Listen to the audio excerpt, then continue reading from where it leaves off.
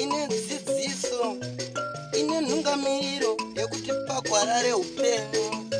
Ndipo patinoona ana sekuru vedu ari masvikiro nemapositori, topa kumatendo kuvayara shumba vatidzidzisa nekutipawo gwara iri.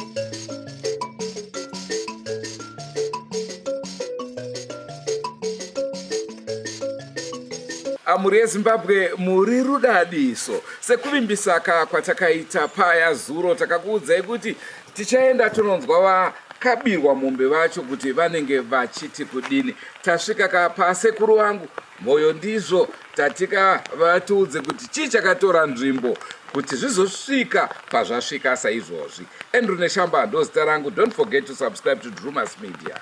Drumas Media, taking you to another level.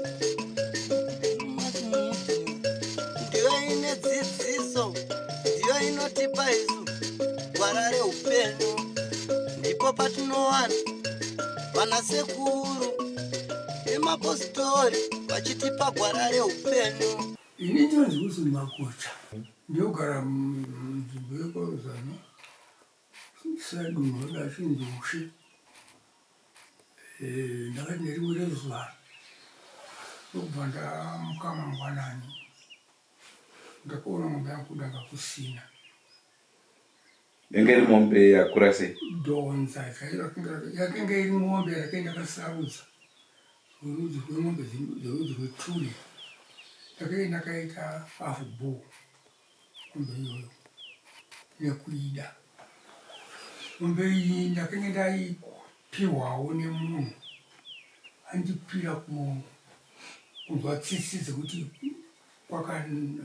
mombe dzakafa. Saka munhu akamboshamwadzana nemwana wangu ndiye akandipa mombe iyo kuti irimisa hei. Ndaitora ndaiona yakanaka pakuirimisa neutaka hwayo hwakanaka kuti inogona futi kuita bhuru. Ndaipiwa mombe iyo, ndakaipiwa dziri 3. Saka chekutanga ndakapiwawo mombe 3 nemwana iyo nomukomana iyo. Ndokudziisa mudanga kuya nadzo dzakasvika kuma9. Ndakamuka mangwanani kuma5 ndinonyatsonoona mombe dzakauya kudanga. Ndobva ndanowana mudanga masana imwe chete mvura yacho ndakaenda sungira madhonza maenda yapiwa kuimisa musina. Danga rakapaziwa rakadamburwa waya ndokuronda mombe ndokutedza panokutedza kwadzakabvara kune motokari. Ndokusvika patara ndomukaguma soko dzacho akaripota kumapurisa mombe yakadzishaya. Mapurisa havana zvavakaita? Akatsvaga akashayawo. Ino ndikatsvagawo ndikashaya. Dzese dziri 2? Dzese dziri 2. Kusvika ndakagara ndakazoripota chiona akati pamwe mombe dzakarasika ndita. Akabatsira kutsvaga ndikoko akashaya. Ndobva mukomana ati hapana zvandakaita pakukubatsirai. Idai ndikupe dzimwe 2 futi. Ndokundipa dzimwe mombe 2 futi. Ndokuzoita 3 yakasara iya. Ndokudzichengeta ndokubva dzangova madhonza makuru. Ndopakauya iyo chimuchi ndakapiwa dzechipiri ichi. Ndopandakapiwa pane mombe yenhingi yetuli iyoyo. Alright. Kuitarisa so ndakaona yakanaka kwazochava chibhuru. Pondibhatize ite dhonza ndirimbise mombe dzakanga dzekurimisa. Ndakati hai handichaibhatira bai. Ndaita hafu bhuru. Ndabhatisa wanjisiya kwayo. Makuda rudzi rwayo mani. Ndakuda pano pauya pane hadzi apa kuti padzinozokura iyo iyi inotoita badzichi rudzi semombe dzandapiwa ngendaa munhu anozowana mombe handichaziva. Ndaiva nemwe kuti pamwe uyo achaonditorera mombe dzoti chindipei mombe dzangu masenzesa. Akaziva zvine mudzimai wake iyi. Mombe dzikati mombe dziri panapa no mombe dzakakupa idzi hamuchati papa.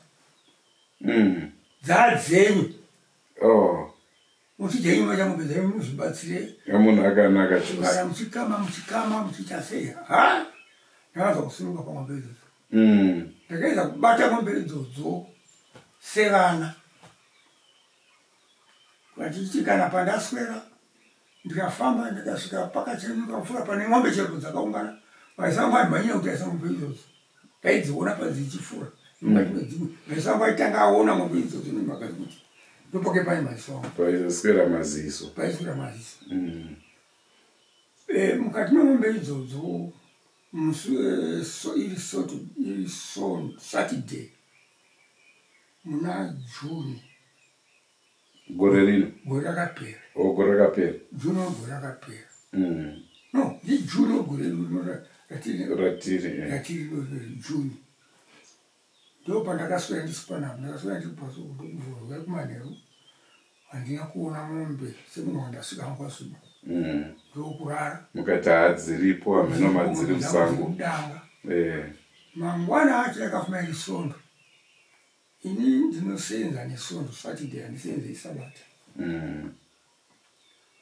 mangwana achina kuenda kumaskati ndakada ng'ombe yemusosondo wacho dzekubopa utsvaga ng'ombe dzimwedzo ndakadziwana iyo handina kuidima handina kuiona semombe yange andakaenda seribu ndakangwa zvimene kudaka kwayambodiwa zvayo kwainotemira ndikati mangwana ndoidi yangu iona mangwana acho iri manje ndakava nemishini zvimwe zvandaida kwarusape ndakamuka ungene kwarusape mukomana ndachapa ndikati ngotaisa ng'ombe mangwana ndinoenda kupa ng'ombe ndodzoka ndikwana ng'ombe hapana ng'ombe iri kupi anofunga mene kwairi hayo ngozakufunga meno kwairi ameno pairi handa kusvika kuti nditsvage kufungwa ndakaona kuti hayo handingashaikwa meno mairi mai nekunda muhadzi but mwoyo wangu wanga wakuneseka kuti ng'ombe yangu handizi kuda mani kuti rambe chingoita muhadzi dzevanhu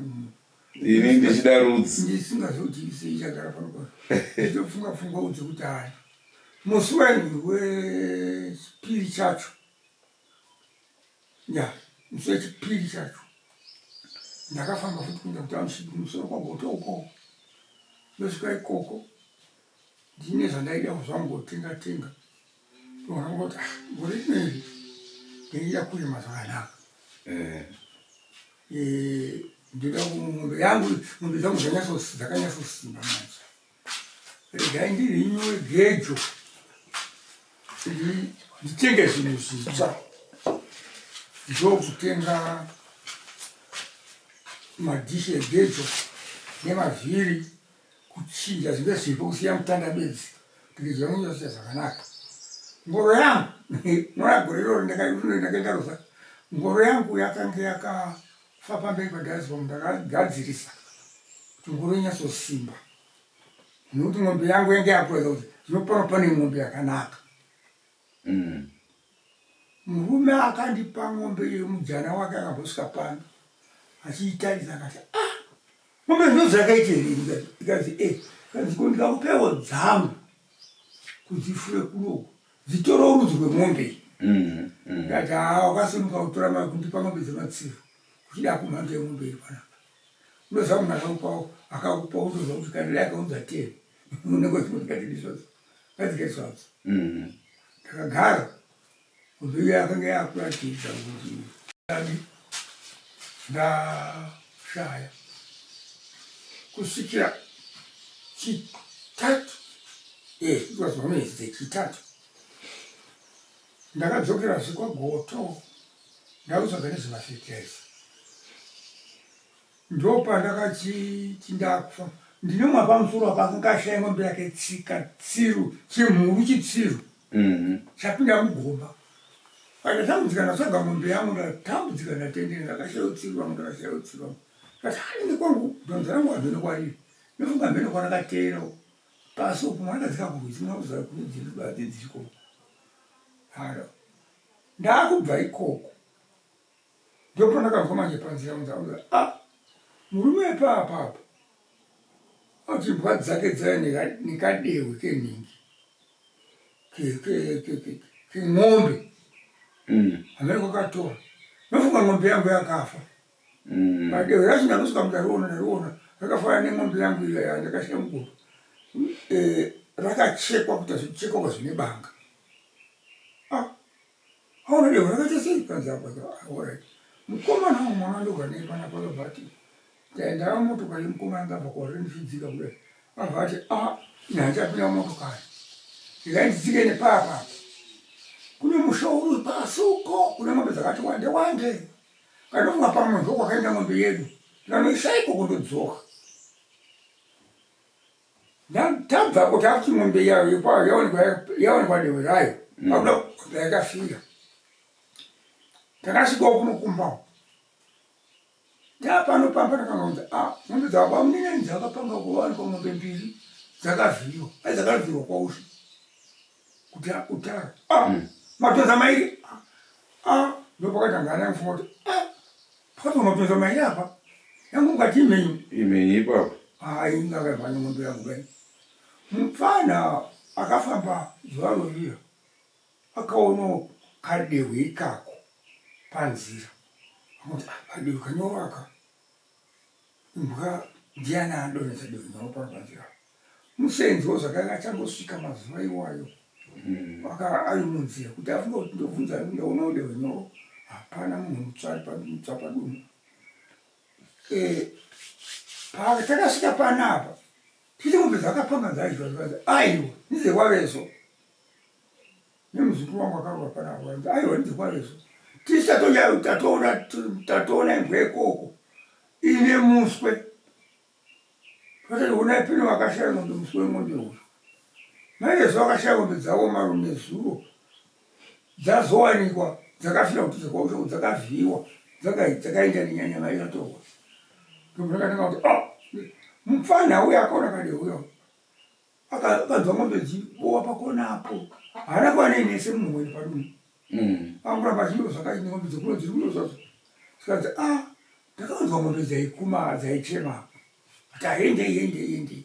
Akomana akaenda ndakuenda ndakamandiri kati ingawanikwe nei. Woenda nembwa kunanga ikoko. Vasvike vaivhoona ndiyo manje. Ndipo vakandifonera vati ndiri munomba mukomana wakakafana akati baba ng'ombe yakaendesikuma pana pandibhushi yakavhiyiwa. Kundisunga pano pandigere panapa ndakatadza. Ndopano pandigere pana. Ndakatadza mwangu wasvika kuti bhushi iri yavhiyiwa ega dzakatovhiyiwa. Kuvhiyiwa kangoreda kuti atofa. Hapachisina mombe. Hapachisina mombe. Shame. Hazina kundibata. Zvaipata zvakaipa. Ndakapinda munzira kuenda ikoko kunotarisa kuti iyo ng'ombe iyi yakaita sei. Ndounosvika panoenda kuti bhushi iri yatofa. Nyama akanaka kudai kana musoro muntu. Haiwa musoro chamubata bapa iri. Hakwaisava kuva neimwe saina ndaita. Ndaitira bedzi kutsama kuti handishandi pisi inowanikwa kuti ndambodya chinhu chacho. Haiwa. Ndira yenyu pataenda. Takugadzira kubva taenda kumapurisa. Manheru amusoita totenda. Takaenda kumapurisa kunoripota kumapurisa. Mupurisa wauya. Tosvika apa tikaona svedi bhushi yakadii. Yakaiwa ndi bhushi. Takapinda munomba umu. Ndingopinda hangu. Kuita BP chaiko. Ndine muroora. Mukadzi wemwana mukoma ariko hauna.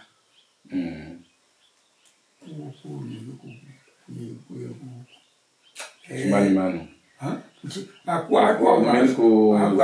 Kunyanga kwaonde vhari. Kuonde vhari. Kune muroora wangu ariko. Ndakamufonera zvizokuudza kuti muroora kuno ng'ombe yangu yadii. Yabiwa. Yahiwa. Akati yahiwa yakati zikati zvino. Ndikati moyo wangu watambudzika. Zvikanzi asi vari vanhu vekufa. Ng'ombe yenyu maiona bedzi. Maitomuona bedzi munhu akaidya. Ndikati achimira. Uri ipapo. Mupurisa atodi yake. Aenda manje ndakandibika chewa mwanani acho. Ndatendera pfungwa dzangu. Ndamudzokora futi kufona. Zvanzi pane munhu watinoziva anoita izvi. Anogara kupi vari kune dziwe. Vari kune dziwe nokuziva. tichinda besnafu takwenda kutaenda kuchimanimani kanti pane munhu anogara ikoko tikati asida apena namba dzake asi namba dzake ndinadzo wangainadzo anganadzo amboonawo pake ngaaita ikoko ndozvakaisa kawabata ndiakazotikamajefonyama kutombandamufonera murume baba ikati shamwari ndakatora ngombe yangu yakachiwa kanzikaita zvati makona paakapinda kati pane chinhu chinsviri ndikati sikati ndozvigona inozoora mujira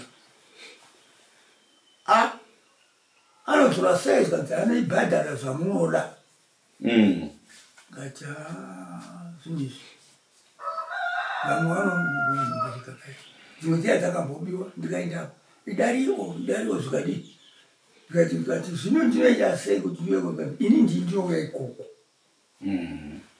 ndobva ndabaipa ndobva ndamumirira ndamutaurira mari yekuita bhazi kuita ndabva ndaenda panhingi patownship apo vanhu vaziva kwati ngombe magozi yakabiwa ndobva ndavataura kuti varume ndamunotsvaga masaidhi kune dzimwe nzvimbo kutorwa kwemombe yangu hakuna kundisunungura ndoita sei ndobva ndafunga kuti manje ndikanotsvaga vanhu ava ndinosungwa ndoonekwa ndowana vanhu vakadaro munomwe kudunhu ndobva ndabvunza mwana womukoma wangu ari kwausapeuko akamboita mupurisa kati zvino zvaita mazvindo zvakaita zvinotenderwa here kuti nditsvage nen'anga nditaurai poemvua kumapurisa ungakaisa ripoti kumapurisa ngatsvaga nen'anga amborozutaura kuti ndobva ndatsvaga nekiiyo ndaipa ripoti kumapurisa ndaipa ripoti kumapurisa mapurisa akati tsvagai kana mangwana munoripa ndimoti munoripa zvizokusunga kozvinozotsvaga ndakaita manje inesa ndada kuti apa handidi kupawisa munyezi manje tozomutsvagawo tozomubvunza kuti ukandipei ndozvati auraiti saka munhu uya ndokugara agadzira atora zvakunogadzira anogadzira ndomuzika tatosvika aibva handiti akambondifuna chi mbavha dzaakutifonera kuno kuti munoda tikupei tegutaura nezvemombe zikanzi ndikati hameno kaiwa kuita sei futi zikanzi handidi baivo vandirisiri kuda imbavha vachatouya chete ndozvandinoita vachatouya aingabomera tichitozanzwa mufano zvekuti ke achatouya chete vatagara ndokubva azouya uyu mupfana wakunge vanai vati kutsvaga vacho havasati vakwana ndokubva ndopandati parike kunzikwapa kutera vandiri kutsvaga vanozobva panyuzi vakaziva kuti tinozogumisa sei aiwa nyange wakazvinzwa chatobvunduka kare hapana zvavanokwanisa kuita vasati havazouya kuzorapwa vanokungura kufa nokuti uyu vakazviziva muna Julai macho kurwara vasonga vasingazondeko baba vacho vaibva vatofamba navo kuti vamurapisa vaibva vatoenda kwakutaurwa mwana wenyu akaba ng'ombe vozonyatsotsvaga kuti ng'ombe yaanoona kuti ndiyangu vaibva vasofunga kuti chikaenda ipapo toenda kuii vanokutama vakazvakavatambudza vakatoo zvina mwana asazvakitoita kuti ng'ombe zvacho akarwara akatambudzwa funga kuti muna Julai August 15 October 4 months achirwara inini ndiri mwana waMagutsa ndoitwa mai Mazura ndinogara nawo pano zvakaitika nezuro ndezvekuti pakatanga kuuya vanhu pachezvavo uri musi weFriday vachizozvitaurira kuti takaba mombe panga pakabiwa mombe muna Julai ndo pakabiwa mombe, donda remombe. Saka vakava vachizvitaurira vega vachizvawo kuti isu tisu takaba mombe, mombe yenyu yakabiwa nemwana wedu. Tikakabvunzwa kuti mauya kuzondipuma kuti mombe yenyu yakabiwa nemwana wangu nekuti zvanyaita sei. Ngandaiwa mwana ari kutaura kwakaba mombe. Saka ndipo vakazonzi mozoya mutsesande ndataurirawo vamwe nehamawo dzauya dzinzwewo nyaya yenyu. Ndo pavakazoya nezuro kuma8 ndo pavakatanga kuchitaurirana nyaya dzavo. Baba ndobva vangotiwo ini chandinodai mombe yangu ndoyandoda kudzoserwa, ende panyadza paita paukama kumusha kwamai vavo ndivana sekuru vavo. Vachibva vataurirana nyaya dzavo dzekuti ndidzosere mombe dzangu. Tangoti gare kachunguva ndopakazosvika iye mukomana wacho. Mukomana uyu anga asingakwanisi kana kuti afambe, ari munhu akakokonyara ekuti ganda rake iri ranga rangova rakakwatuka, kuti uti akazora dota uti akadini zvanga zvisingaoneki. Asi zvakadaro ipapo pachava kunzi anopenga anodii, kunyatsopenga kwake inanhau kuona. Asi takaona kuti pfungwa dzake dzinotora musi paaive ipapa. Akati ati gare mbijana akaya pandiri pandandakagarapo akati mai mazura ndipewo mvura yekumwa. Ndobva ndamupa mvura yekumwa. Ndobva apedzeka ndandi kutonorwa ndipe juzi. Ndobva ndanomutorera jaketi ndichimupfekedzai. Ndobva ndamupfekedza ndanzi ndipe pekurara. Ndobva ndatora saka ndikamuwadhira pekurara ndikati chiko kudai so mhizha. Ndanzi zvakaoma mai mazura. Izvi zvakaoma izvi. Saka ndakatarisira kupenga kwandainzwa kunzi ari kuita sei ari kupenga. Handina kukuona. Chingwana ndopakati akuda sadza. Ndobva ndamupakurira sadza ndobva adya. Saka vanhu vanga vangotarisawo kuti zvaari kuita ndezvipi. Aitonyatsoudya zvakanaka sadza rake achipiwa mazhanje. Ende aiziva vanhu kuti uyu ndinhingi uyu ndinhingi. Pakuziva vanhu kwake apa ndobva ati iwe Magocha ndikoti mazi uya pano wandikazerewe. Ndobva bamuni vauya. Ndobva vasvika ndobva mukadzi zikanzi ona zvandakaita izvi. Ndikanzi chiko kudai so mhizha. Hanzi zvakaoma muzukuru, zvakaoma. Vanhu vachitaura nyaya dzavo. Chinhu chakandinetsa chandakati uyu munhu haapenge uyu ari kuziva. Nyange asingaduri hake vamwe wake wakaita zvakanzi moyo iwe mutara Magocha iwe Wilson iwe ndinzwiriwo tsitsi mhani dzora mwoyo wako wasi kuona zvandavezvi kuti ndatove guva chairo inini kuda kuti ndidzokere ndakadai so izvi. Vanhu vakangoseka vese vese. Ndobva Magocha wangoti ini kana mukandipa zvinhu zvangu mhizha ndinodzora mwoyo wangu. Ndodaidza munhu wangu pandakati wanditsvagire mombe nematsvagire ake anogona. Munhu uya akazonotorwa vataurirana zvaona nasekuru vavo achibva auya. Achibva aitwa zvaakaitwa zvakewo achigadzirwa. Chinguvana akabva ataura kuti auda kuenda kutereti. Asi kumba kwavainzi aende kutereti anongoitira mumba imomo. Ipapo akabva ataura kuti ndiperekedzwe kutereti. Ndobva aperekedzwa nemumwe mukoma wake. Ndobva aenda kutereti. Akadzoka ikoko ukatoisa maoko muhomwe akufamba. Zviya zvaanga akaita kukonyana kudini anga asisina. Akati akutofamba akubvunza uya akati bho here shamwari. Ndikati uya haabho. Ndikati kana zvabho. Ndobva aenda ndobva agara zvake pamugodha akutotaura. Chandakazopedzisira kunyatsonzwa pandakaona kuti munhu uyu ari raituri. Ndakanzi Magocha waita hako. Wandiyamura wena. Waita hako nemwoyo wako. Ndobva asimuka kufamba. Akafamba netsoka dzake. Baba acho vambotora bhara vachiti vanozomisa vanzi torai bhara sekuru mozomisa kumberi uko. Vakumberi uko akavati dzokera nebhara ndofamba netsoka dzangu kuenda kumba. Takazonzwa zonzi vaya vanga vari mumashure atovatangira tamusogona kufamba usika atovakumba atorara zvo Andoni ndakabona magucha. akati magucha andira zvatova raiti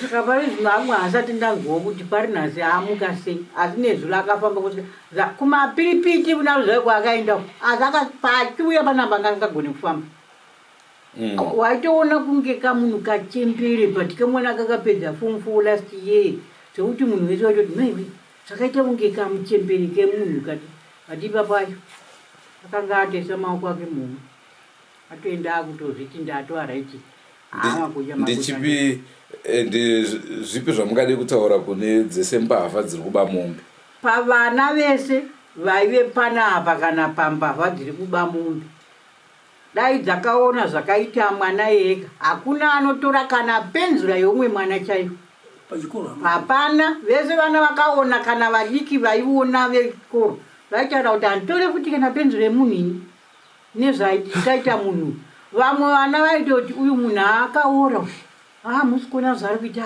akaora nekuti akanga achikwatuka nyasa ndaona zvakada ndakatanga kutozvionawo pane iyeye hasa ndatombozviona tochibvunza munhu kuti anoita raiti mupenyu chaiwo dai vangoregedza kuuya ipapa vaita kana 5 years vachingodzaita nemunhu iyeye akadai so vachirwara moyo ndakanzwa kuti makavakotera vhesi remubhaibheri makavati chii ndakavati vakasvika pakuti iwe taura zvaunodii zvaunoda ndikati ini pano pamushaini ndinorarama nekuverenga bhaibheri ndinochengeta chechi yangu SDA ndinoverenga ndakatanga kupinda muchechi munhingi muchechi iyoyo ndiri jaya isati ndaroora saka ndine chidzidzo zvakawanda zvandodzidza kuona kuti chii chandiri kuchengeta pamusoro pekunamata ndo zvandaitaura pavanhu chandiri kuchengeta pamusoro pekunamata nemabhuku andaiverenga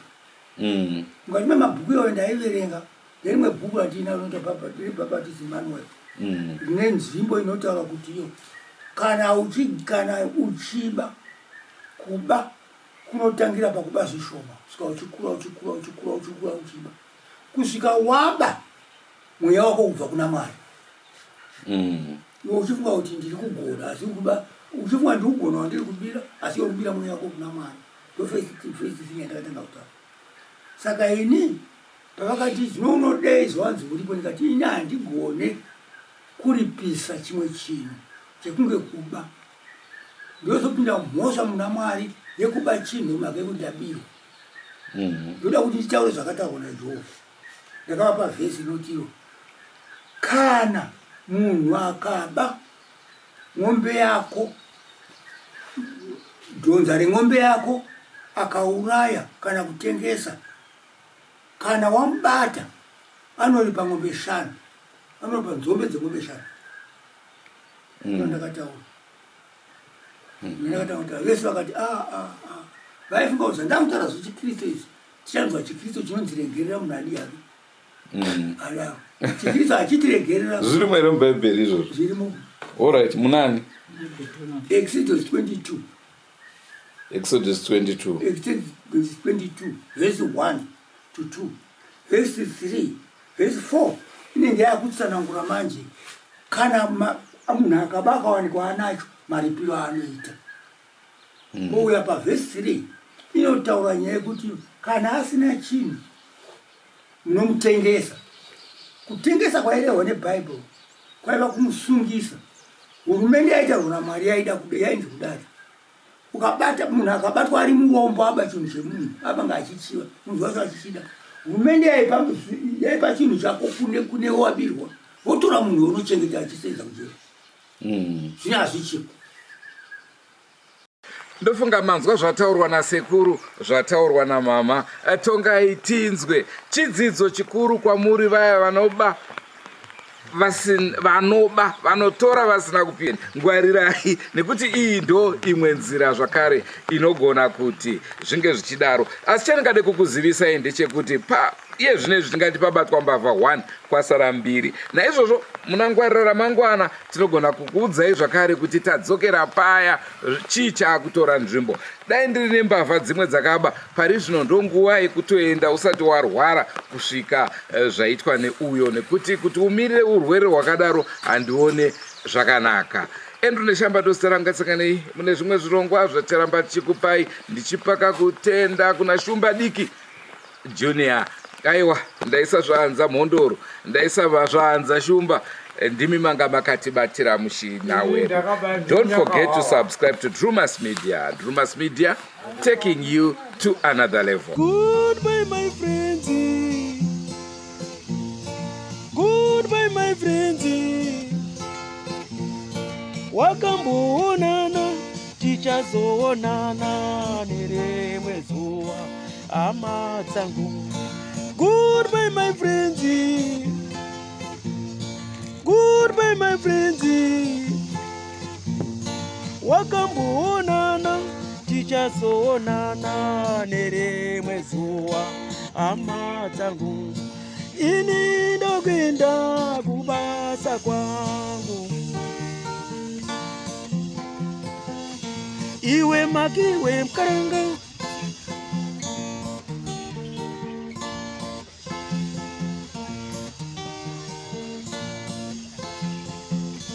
Iwe makiwe mkaranga.